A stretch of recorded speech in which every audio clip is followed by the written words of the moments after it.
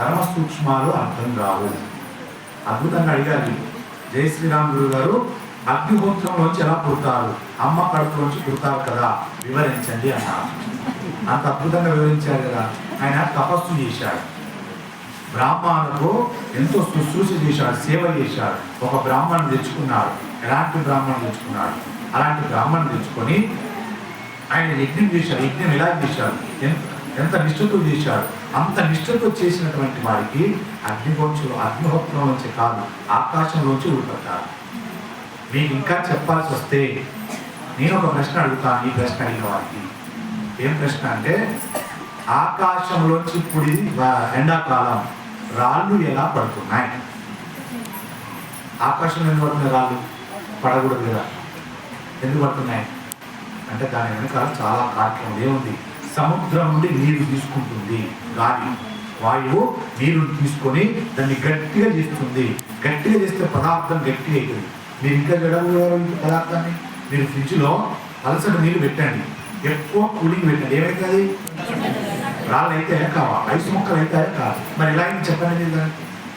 అలా కావాలి కదా. అంటే దానికి ఆ క్రియ పెట్టాడు ఈశ్వరుడు.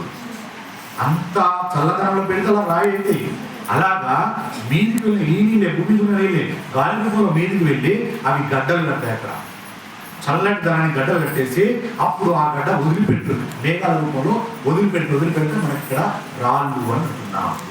ఆకాశంలోని రాళ్ళు లేం కదా, అది మనం అగ్నిహోత్రంలోంచి అగ్నిని ప్రసన్నం చేసుకుంటే ఆయన అనుగ్రహించి అగ్నిదేవుడు ఎన్నైనా ఇస్తాడు.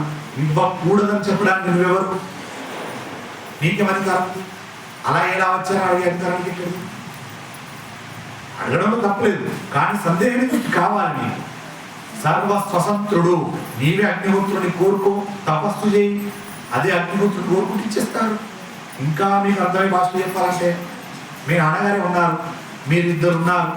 మీ ఇద్దరిలో నువ్వు చాలా ప్రేమ నాన్నగారికి, ఇంకొకటి మీద కోపం, ఇంకొకటి 100 రూపాయలు తీయడు.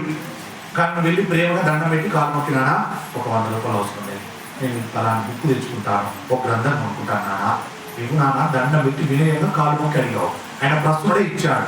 ఇప్పుడు మిగతా వాడేమనుకుంటాడు, అదేంటి వాడికి 100 ఇచ్చాడు నాకు ఇవ్వలేదు అంటే అర్థం వాడిలా నువ్వు ప్రవర్తించలేదు అని అర్థం. సమాధానం అర్థమైంది? ఇప్పుడు వాడిలా నువ్వు ప్రవర్తించలేదు, అందుకని 100 తీయలేదు తండ్రి.